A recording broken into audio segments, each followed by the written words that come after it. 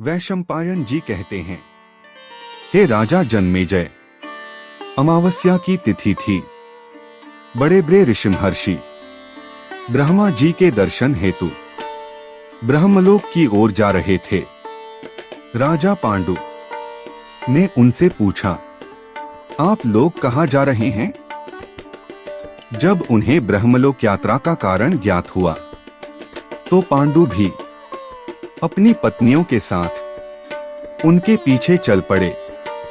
ऋषियों ने कहा, राजन, यह मार्ग अत्यंत दुर्गम है। बर्फीले पर्वत, गहन गुफाएं, जहां केवल वायु और सिद्धों का गमन है। राजकुमारी कुंती और माद्री इस मार्ग में कष्ट पाएंगी। आप यह यात्रा स्थगित करें। पांडु का हृदय व्याकुल हो उठा। उन्होंने कहा, संतानहीन के लिए स्वर्ग का द्वार बंद है। मनुष्य 4 ऋण लेकर जन्म लेता है, देवऋण, ऋषिऋण, पितृऋण और मनुष्य ऋण। मैं सब ऋणों से मुक्त हूं, पर पितृऋण शेष है। मेरी यही अभिलाषा है, मेरी पत्नी के गर्भ से पुत्र जन्म लें। ऋषियों ने आश्वासन दिया, धर्मात्मन, आपको देवतुल्य पुत्र होंगे। आपका मनोरथ सफल होगा। दिव्य मंत्र और युधिष्ठिर का जन्म। एक दिन पांडु ने कुंती से कहा, प्रिय, पुत्रोत्पत्ति का प्रयत्न करो। कुंती बोली, आर्यपुत्र, मेरे पास दुर्वासा ऋषि द्वारा प्रदत्त एक दिव्य मंत्र है। जिस देवता का आवाहन करूं, वह मेरे अधीन आ जाते हैं। पांडु ने कहा, पहले धर्मराज का आवाहन करो। उनसे उत्पन्न पुत्र सदा धर्मपथ पर रहेगा। कुंती ने विधिपूर्वक मंत्र जपा। धर्मराज दिव्य विमान से प्रकट हुए और आशीर्वाद दिया।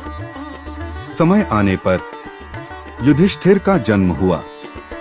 आकाशवाणी गूंजी, यह बालक सत्यवादी, धर्मात्मा और पृथ्वी का शासक होगा। भीमसेन का जन्म। कुछ समय बाद पांडु बोले, क्षत्रिय कुल में बल का महत्व है। अब बलवान पुत्र चाहिए।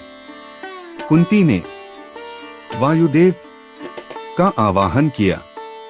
उनके तेज से महाबली भीमसेन जन्मे। जन्म लेते ही एक अद्भुत घटना घटी। भीम शिला पर गिरे और शिला चूर चूर हो गई। आकाशवाणी हुई, यह पुत्र बलवानों में शिरोमणि होगा। अर्जुन का जन्म। पांडु के मन में सर्वश्रेष्ठ पुत्र की अभिलाषा जगी। उन्होंने कठोर तप किया। तप से प्रसन्न होकर इंद्र प्रकट हुए और वर दिया। कुंती ने इंद्र का आवाहन किया। उनके तेज से अर्जुन का जन्म हुआ। आकाशवाणी ने घोषणा की, यह बाल नकुल सहदेव का जन्म। माद्री के अनुरोध पर कुंती ने मंत्र उन्हें दिया। माद्री ने अश्विनी कुमार का स्मरण किया।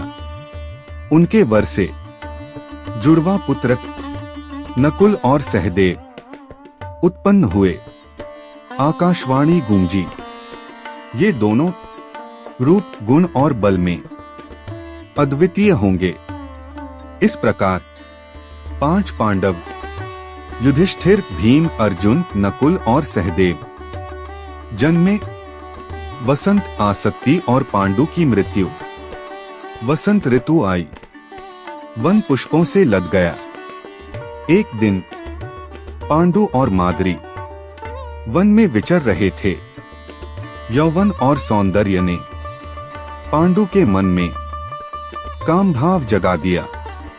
वे शाप भूल बैठे। क्षण मात्र में किंदम ऋषि का शाप सत्य हुआ। पांडु मूर्छित होकर धरती पर गिर पड़े। माद्री का सतीव्रत कुंती विलाप करने लगी। माद्री ने शांत स्वर में कहा, बहन, पति मृत्यु का कारण मैं स्वयं हूं। मैं ही उनके साथ चित्ता पर जाऊंगी। माद्री पांडु के साथ सती हो गई। कुंती पांचों बालकों के साथ शोक में डूब गईं। हस्तिनापुर वापसी और अंत्येष्टि। महर्षियों ने विचार किया। पांडु ने तपस्या में प्राण त्यागे हैं। उनके पुत्रों को हस्तिनापुर पहुंचाना हमारा धर्म है। वे कुंती पांडवों और अस्थियों को लेकर हस्तिनापुर पहुंचे। वहां भीष्म, धृतराष्ट्र, विदुर और समस्त कुरुवंश उपस्थित हुआ। ऋषियों ने घोषणा की, ये पांचों बालक देवांश से उत्पन्न हैं। राजकीय विधि से पांडु और माद्री की अंत्येष्टि हुई। नगर शोक में डूब गया। श्राद्ध संपन्न हुआ और इसी के साथ पांडवों की महागाथा नए चरण में प्रवेश कर गई।